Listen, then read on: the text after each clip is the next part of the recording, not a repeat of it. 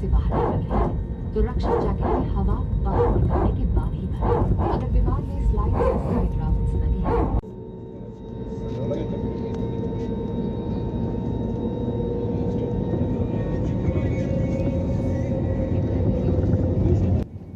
সালটা ছিল 2024 সেপ্টেম্বর মাস।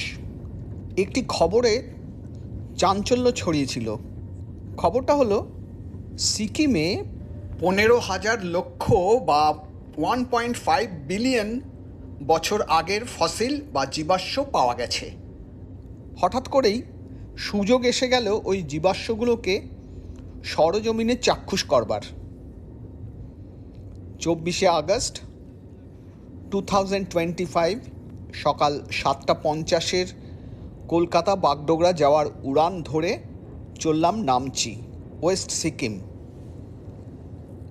আমার সাথে আরও 4 সহকর্মীরা আছেন, পরে তাদের পরিচয়টা আমি জানাবো।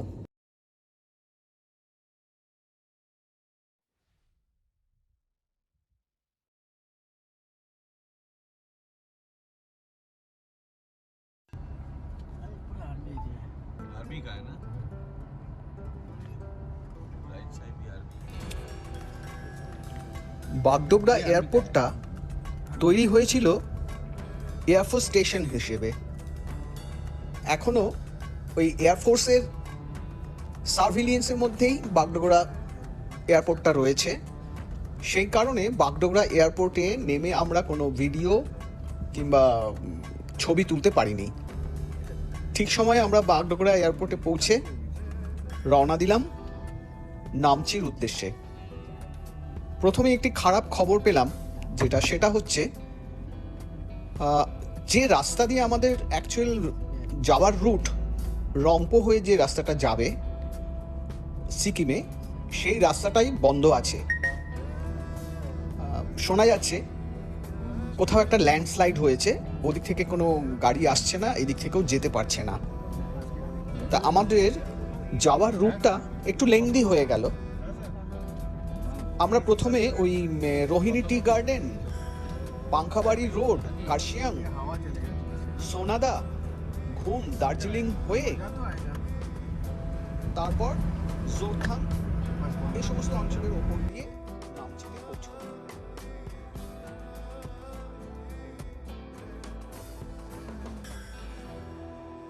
রোহিণী টি গার্ডেনের সামনে দিয়ে যখন পাকদণ্ডী হয়ে উপরে উঠছি, রাস্তার বাঁদিকে একটি নামকরা ফুড চেইনের রেস্তোরাঁ কাম কাফে নাম সান্তাবান্তা ধাবা দেখে গাড়ি থেকে নেমে পড়লাম। ব্রেকফাস্ট করতে হবে, তাই এই বৃষ্টির মধ্যে অন্য কোথাও খেতে বসবো সেই ভাবনাটা সরিয়ে রেখে ঢুকে পড়লাম। যেভাবে বৃষ্টি পড়ছে আর হেভি ওভারকাস্ট হয়ে রয়েছে, তাছাড়া অনেকটা রাস্তা যেতে হবে, আবার কোথাও ল্যান্ডস্লাইডের সামনে পড়লে অসুবিধে হবে।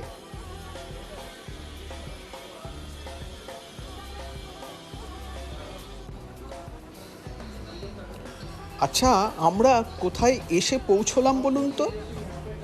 এই রেস্টুরেন্টের চারিদিকের দেয়ালে সব সেলিব্রিটিদের ছবি টাঙানো রয়েছে। হ্যাঁ, সবাই সেলিব্রিটি। সবচেয়ে মজার কথা হলো, এই সব দেখে বর্ধমানের শক্তিগড়ের ল্যাংচার দোকানগুলোর কথা মনে পড়ছে। ওখানেও না ওই ল্যাংচার দোকানগুলোতে এইভাবে সেলিব্রিটিদের ছবি ঝোলানো আছে। আমরাও নিজেদেরকে সেলিব্রিটি ভেবে নিলাম। যথাসময়ে ব্রেকফাস্ট চলে এলো। আমরা ব্রেকফাস্ট নিয়ে ব্যস্ত হয়ে পড়লাম। ব্রেকফাস্টে বলার মতো কিছু ছিল না। 2 করে আলু পরোটা নিলাম, সাথে দই আর অল্প কিছু স্ন্যাক্স এই জাতীয় খেয়ে আমরা কফি পান করে বেরিয়ে পড়লাম। আমরা বৃষ্টি মাথায় করেই এই রেস্টুরেন্টে এসেছিলাম। এখন দেখছি বৃষ্টির ইন্টেন্সিটি বাড়ছে ক্রমশ, আর আকাশ তার মেঘের ঝাঁপি খুলে দিয়েছে যেন। মেঘগুলো ওপর থেকে নিচে নেমে আসছে। এই অবস্থায় আর দেরি না করে আমরা দার্জিলিংয়ের উদ্দেশ্যে বেরিয়ে পড়লাম।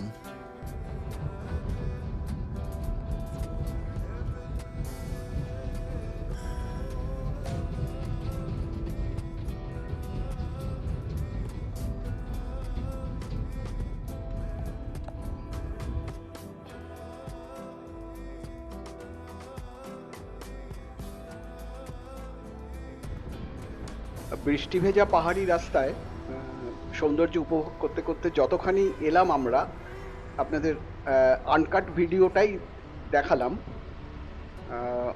এছাড়া আর কিছু দেখানোর নেই। এত সুন্দর চারিদিকটা সবুজ আর সবুজ, তাই আনকাট অবস্থাতেই রাখলাম। চলুন আমরা দার্জিলিংয়ের খুব পরিচিত রাস্তার ওপর দিয়ে এসে পৌঁছাচ্ছি সিকিমে।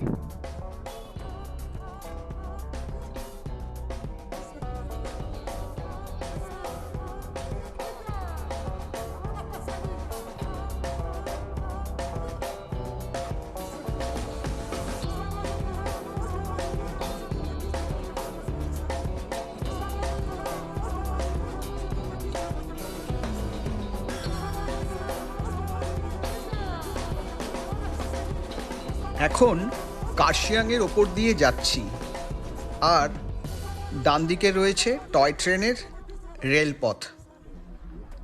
সামনেই আসছে টুং রেলওয়ে স্টেশন। এই স্টেশনে আসবার আগেই বাঁদিকে রয়েছে বিখ্যাত মার্গারেট ডেক বা গুডরিক টি পট লাউঞ্জ, যেখানে খুব নামি দামি কোম্পানির বিখ্যাত ফার্স্ট ফ্লাশ চা পাওয়া যায়। আমি এই মার্গারেট ডেকের উপর একটি ব্লগ করেছিলাম, আপনারা চাইলেই সেই ব্লগটা দেখে নিতে পারেন। প্লেলিস্ট বা আই বাটনে লিঙ্কটা দেওয়া আছে।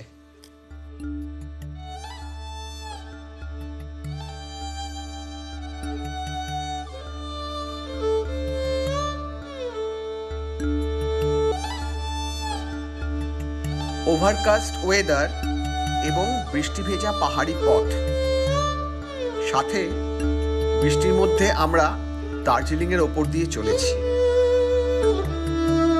খুবই নস্টালজিক লাগছিল। সেই ছেলেবেলায় স্কুলে পড়বার সময় থেকে বহুবার এই রাস্তায় এসেছি।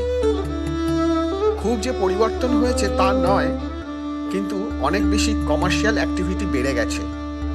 প্রচুর শপিং মল টাইপের দোকান বাজার হয়েছে। খুব শিগগিরই এই দার্জিলিংয়ের উপর পূর্ণাঙ্গ ব্লগ নিয়ে আবার আসব। আসুন আপাতত রাস্তার দুই দিক দেখতে দেখতে এগিয়ে চলি।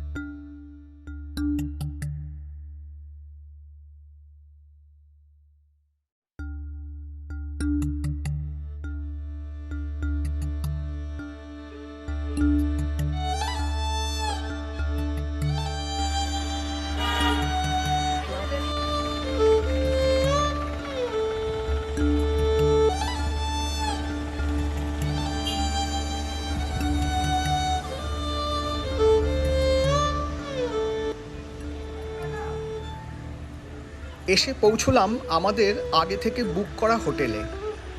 হোটেলের নাম জুনিপার রেসিডেন্সি।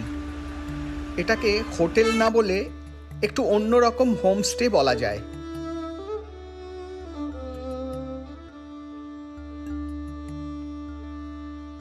রিসেপশনে কাউকে না পেয়ে বাঁদিকের সিঁড়ি ধরে এসে পৌঁছলাম ডাইনিং কাম রেস্টুরেন্ট এরিয়াতে। একজন লেডি রয়েছেন, তার সাথে কথা বলে জানলাম আমাদের রুমগুলো উপরের ফ্লোরে। 3টে আলাদা রুম আমাদের জন্য অ্যালট করা আছে। ডাইনিং এরিয়াটার বাইরে ফুল হাইট গ্লাস দেওয়া আছে, বাইরে তাকালেই নিচে মেইন রাস্তাটা, আর ওই রাস্তা ধরে ডান দিকে গেলেই চলে যাব সেন্ট্রাল মল এরিয়াতে। আমরা ওই রাস্তা দিয়েই উঠে এসেছি।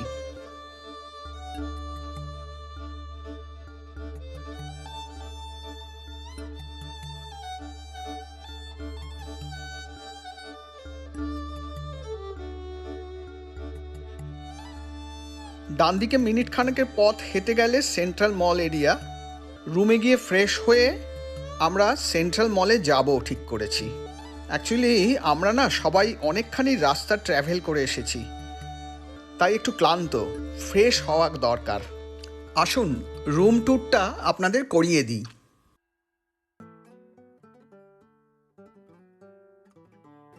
ঢুকেই বাঁদিকে একটা ওয়ার্ড্রোবের ভেতর কিছু স্টোরেজ আছে। ডান দিকে একটি ডাবল বেড, তার দুদিকে দুটো সাইড ইউনিট আছে। একদিকে ইলেকট্রিক কেটল, ইন্টারকম। বাঁদিকে কর্নারে দুটো 1 সিটার সোফা, তার সামনে একটি টেবিল আছে। টেবিলটায় খুব সুন্দর সিকিমিজ ক্রাফটের ওপরে উডওয়ার্ক করা আছে আর কি, উডওয়ার্ক ক্রাফট যেটাকে বলে। একটু বাঁদিকে সরে এসে একটা ওয়াকিং টেবিল, ওপরে টিভি।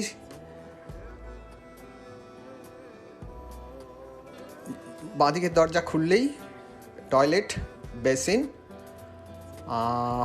একটি শাওয়ার ইউনিট উইথ কার্টেন, একটা ওয়েস্টার্ন কমোড, একটি গিজার, বেসিন। পুরো অ্যারেঞ্জমেন্টটা মোটামুটি খারাপ না, পারফেক্ট, ছিমছাম, পরিষ্কার পরিচ্ছন্ন। সবচাইতে সুন্দর জায়গাটা মনে হচ্ছে এই দিকটাতেই আছে। এই যে একটা লম্বা কার্টেন রয়েছে না, এই কার্টেনটাকে সরিয়ে দিলেই যে ভিউটা পাওয়া যাচ্ছে খুব সুন্দর, খুব সুন্দর লাগছে। ভিউটা দেখবার মতো। দূরে পাহাড়টা দেখা যাচ্ছে, নিচে রাস্তাটা, যে রাস্তাটা আমরা সেন্ট্রাল মল এরিয়া হয়ে যে রাস্তাটা দিয়ে আমরা উঠে এসেছি ওপরে, ডান দিকে গেলেই সেই সেন্ট্রাল মল এরিয়া, মানে প্লেস অফ ইন্টারেস্ট যেটা সেন্ট্রাল মল মার্কেট প্লেস। আর দূরে পাহাড়টা দেখুন, মেঘগুলো যেন নেমে এসছে, আর দেখে মনে হচ্ছে পাহাড়টার মাথায় মেঘগুলোকে কেউ বেঁধে রেখেছে, দড়ি দিয়ে বেঁধে রেখেছে। অদ্ভুত সুন্দর লাগছে।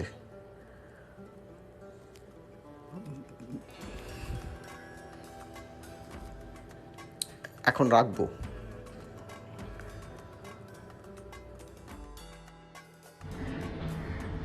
এবারে বলি, বাগডোগরা এয়ারপোর্ট থেকে আমাদের যে নর্মাল রুটটা আছে, সেবক হয়ে ডান দিকে করোনেশন ব্রিজটাকে রেখে রংপুর হয়ে সিকিমে আসবার যে রাস্তাটা, সেই রাস্তাটায় আসবার কথা। ঠিক ওই রাস্তাটায় একটা ছোট্ট ল্যান্ডস্লাইড হয়েছে, প্লাস ওখানে একটা আয়রন স্টিল ক্যারেজ, একটা ভ্যান, ওটা অলমোস্ট হয়ে গেছে, স্কিড করে রাস্তাটাকে ব্লক করে দিয়েছে। ওই জন্য সকাল থেকে কোনো গাড়ি ঘোড়া ওদিক দিয়ে আসতেও পারছে না, যেতেও পারছে না। আমরা অন্য রুটে পাংখাবাড়ি হয়ে রোহিণী হয়ে, কার্শিয়াং হয়ে, দার্জিলিংয়ের উপর দিয়ে তারপর আমরা এদিকে এসছি, জোরথাং হয়ে সিকিমে এই নামচিতে এসছি। মোটামুটি দার্জিলিং ফুটহিলস থেকে আমরা যখন এগোচ্ছি, ওভারকাস্ট তো ছিলই, সকাল থেকে ওভারকাস্ট ছিল। আমরা বাগডোগরাতে যখন নেমেছি তখন একদম ঝকঝকে আকাশ ছিল, কিন্তু যত এগোচ্ছি তত ওভারকাস্টটা এটা টের পাচ্ছিলাম। তারপর তো মানে মোটামুটি অল্টিটিউড যখনই চেঞ্জ হতে শুরু করলো, ওপরে যতটা উঠে পুরো রাস্তাটা আপ টু দার্জিলিং একদম হালকা বৃষ্টি, কখনো মেঘের ভেতর দিয়ে, এইভাবে আমরা এসছি। পুরো রাস্তাটা এত সুন্দর ছিল, সরি টু সে, মানে এই বৃষ্টি এর জন্য ক্যামেরা বারই করতে পারিনি ছবি তোলার জন্য করে, তাও যতটা পেরেছি নিয়েছি। দেখা যাক, এখন একটু ফ্রেশ হব, ফ্রেশ হয়ে নিয়ে তারপর অন্য কথা। এখন রাখছি, পরে দেখা হবে।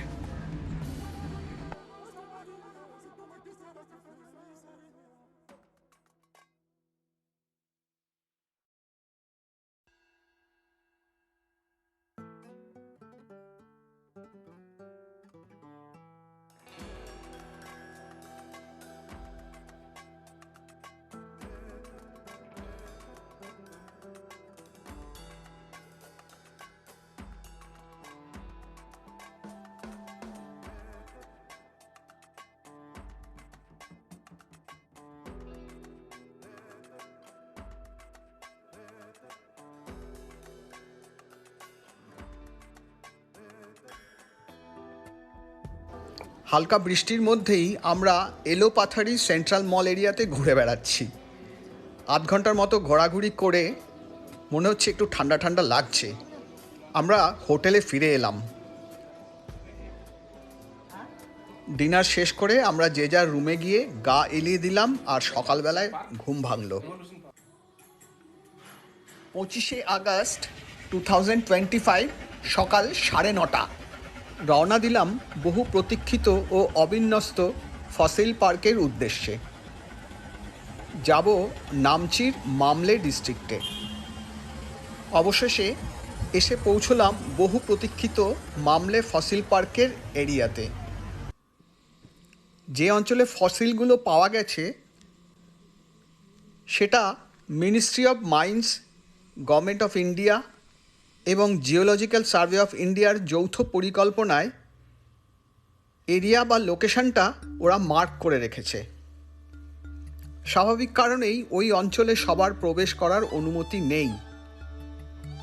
এই পার্কের দেখভালের দায়িত্বে আছেন geological survey of India Sikkim state unit, যাদের অফিস গ্যাংটকে। এই পার্কের ভৌগোলিক অবস্থান ও পরবর্তী পরিকল্পনার রূপরেখা তৈরি করার যৌথ উদ্যোগে যারা আছেন তারা হলেন national council of science museum, government of India. আমরা প্রধানত এসেছি ওনাদেরই আমন্ত্রণে। এখানে বিশেষ করে যে জীবাশ্মগুলি পাওয়া গেছে সেখানে আজ থেকে 15,000 বা 12,000 লক্ষ বছর আগের সবচাইতে প্রাচীনতম জীবের অস্তিত্বের প্রমাণ পাওয়া যায়। এই জীবাশ্মগুলির বৈজ্ঞানিক নাম হচ্ছে স্ট্রোমাটোলাইট। আরও কিছু কিছু আছে, তার পরের ধাপে আমি আসছি। আমি এই বিষয়ে বিশেষ উৎসাহ দেখিয়ে জানার চেষ্টা করেছিলাম, কিছুই মাথায় রাখতে পারিনি।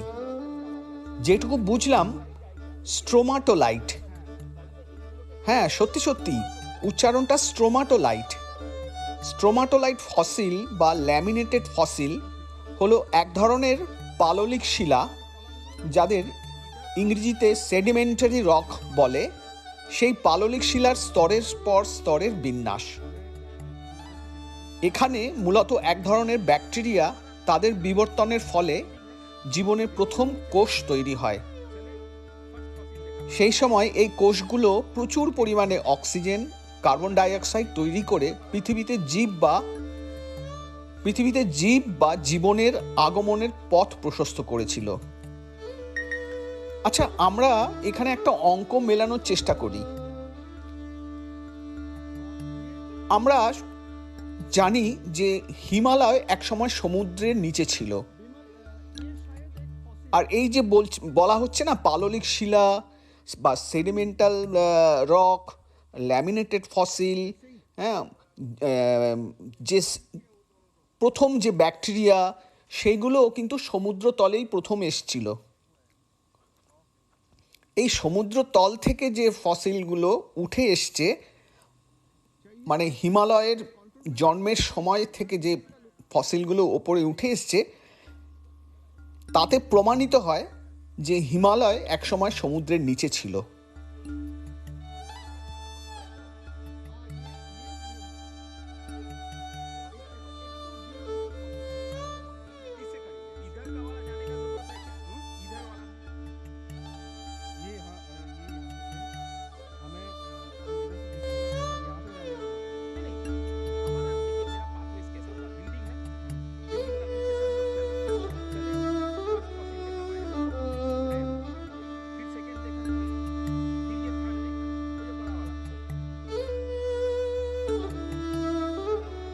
বর্ষার ঠিক পরেই আমরা মামলের এই পাহাড়ে এসেছি, তাই প্রচুর গাছপালা নতুন করে গজিয়েছে, আর মনে হচ্ছে যেন চাদর বিছিয়ে ফসিলগুলোকে ঢেকে রেখে ফাঙ্গাস থেকে বাঁচিয়ে রাখছে।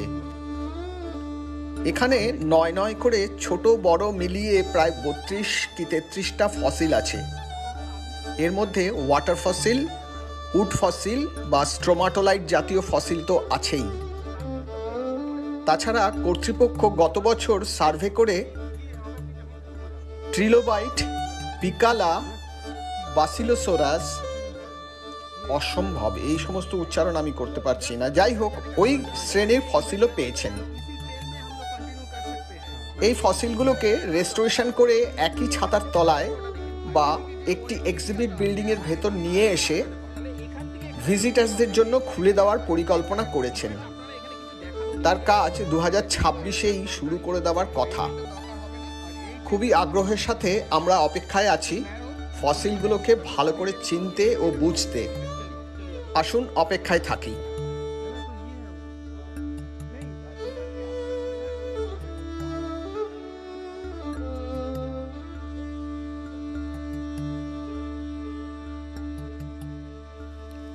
অ্যাকচুয়ালি আমাদের আসবার কারণ ছিল মনসুনের পাহাড় কেমন থাকে এবং তার সাথে 100% বাড়তি পাওনার তাগিদ ছিল আবিষ্কৃত ফসিলগুলোকে সচক্ষে দেখবার।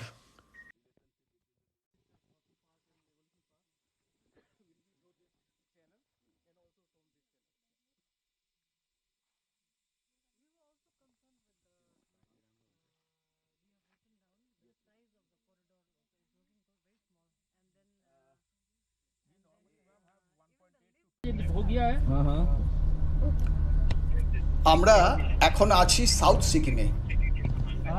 আমাদের ফসিল পার্ক ভিজিট শেষ করে হোটেলে এসে লাঞ্চ করার পর হাতে কিছুটা সময় ছিল, তাই বেরিয়ে পড়লাম এখান থেকে, মানে নামচি থেকে প্রায় 6 কিলোমিটার দূরে উইশ ফুলফিলিং হিল বা ভুটিয়াদের ভাষায় সামদ্রুপসে। সামদ্রুপসে যে হিলে রয়েছে সেই পাহাড়ে আমরা রওনা দিলাম।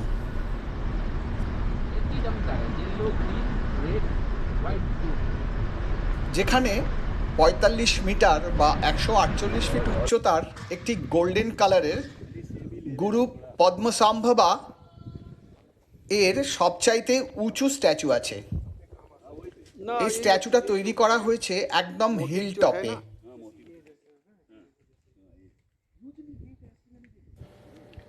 উনিশশো 97 খ্রিস্টাব্দে 14th দলাই লামা এই স্ট্যাচু তৈরি করার ফাউন্ডেশন স্টোন স্থাপনা করেন এবং 2004 খ্রিস্টাব্দে সিকিম গভর্নমেন্ট এই মনাস্ট্রি তৈরি করার কাজ শেষ করেন। আমরা যেভাবে যাচ্ছি মানে গাড়ি নিয়ে না গেলে নামচি রক গার্ডেন থেকে রোপওয়ে করেও হিল টপে পৌঁছে যাওয়া যায়।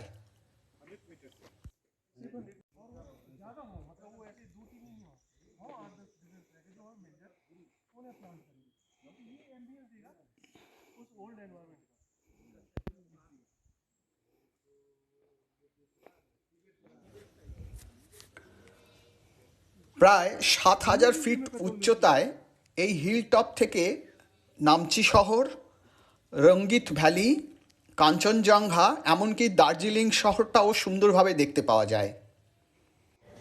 এখানে ঢুকতে গেলে সকাল 9টায় 30 টাকা মূল্যের এন্ট্রি ফিস দিয়ে ঢুকতে হবে, আর বিকেল 5:30টায় বেরিয়ে আসতে হবে। শোনা যায় এখানে বুদ্ধিস্ট মঙ্করা এসে প্রার্থনা করেন যে এই পাহাড়ের নিচে একটি আগ্নেয়গিরি আছে, সেটা যেন শান্ত থাকে।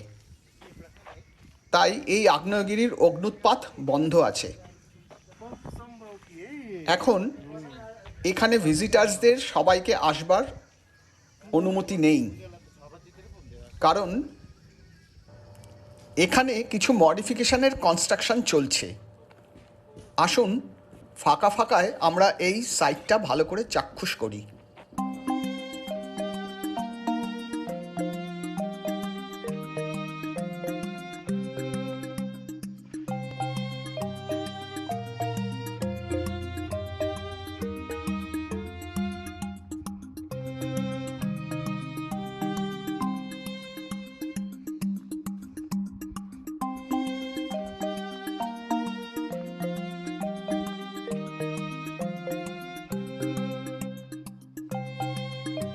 জুতা খুলতে পারে?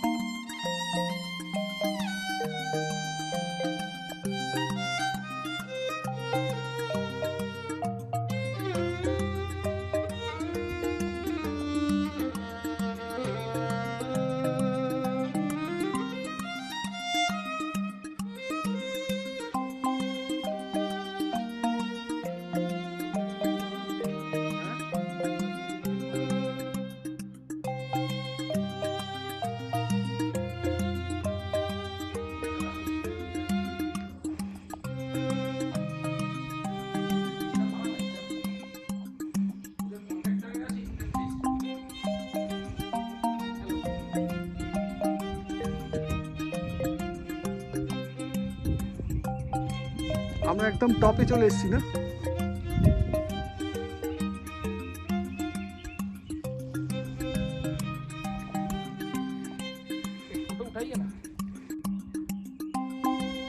ओहो,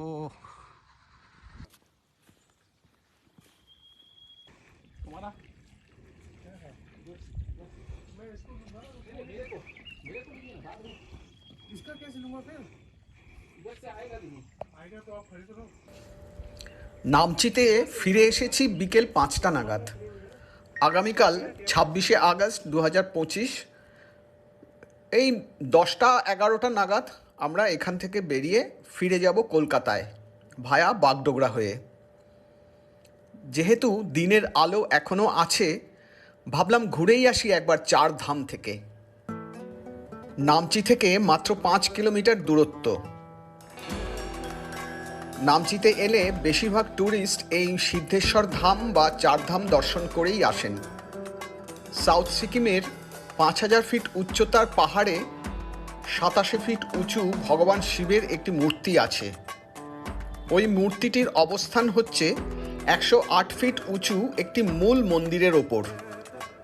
ওই মন্দিরটিকে কেন্দ্র করে 4টি কর্নারে হিন্দু মন্দিরের রেপ্লিকা তৈরি করা হয়েছে। ওই তীর্থস্থানগুলি হল বদ্রীনাথ, দ্বারকা, পুরী এবং রামেশ্বরম। আমরা বোধহয় এখানে আসতে একটু দেরিই করে ফেলেছি।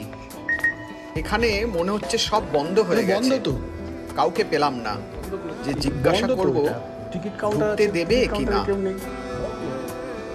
কিছুক্ষণ অপেক্ষা করে আমরা ফিরে আসবার জন্য বেরিয়ে পড়লাম। এন্ট্রি গেটের বাইরে থেকে ভগবান শিবের মূর্তির দর্শন করে আমরা ফিরে এলাম।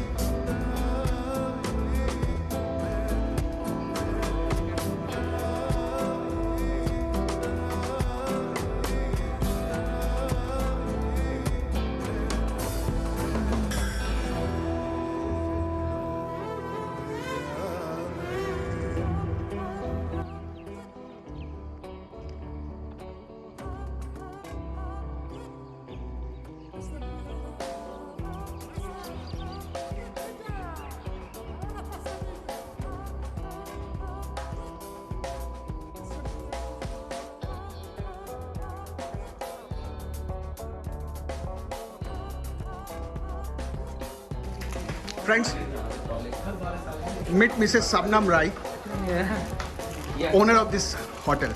Hi. Say something. No, what to say? Nipper Residency is situated in Namchi Bazaar. It's near Central Park. It's a walkable distance from Central Park.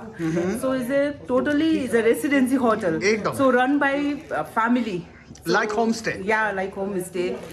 So लोग आते हैं ना, हम लोग family की तरह आप लोग को treat करेंगे. So you एकदम. come as a family, no? So thank you, sir. एकदम एकदम